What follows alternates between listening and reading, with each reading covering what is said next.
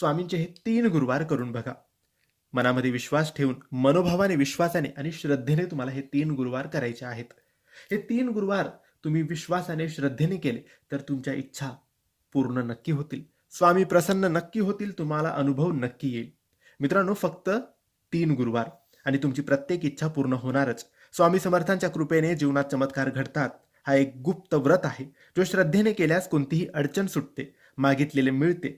तर मित्रांनो, पहिल्या गुरुवारपासून किंवा तुम्हाला जेव्हा वाटेल त्या गुरुवारपासून या व्रताची सुरुवात तुम्हाला करायची आहे आणि अनुभव घ्यायचा आहे. तुम्हाला 3 गुरुवार हे व्रत करायचे आहे. कोणत्याही गुरुवारी काही अडचण, सुतक किंवा काहीही प्रॉब्लेम आली तर मग तुम्हाला नवीन 3 गुरुवार करावे लागतील. हे लक्षात ठेवा. 3 गुरुवार करताना 3ही गुरुवारी उपवास करायचा, फलाहार तुम्ही करू शकतात आणि संध्याकाळी रात्री स्वामींना नैवेद्य दाखवून तुम्ही उपवास सोडू शकता. हे झालं उपवास कसा करायचा आणि नियमांचं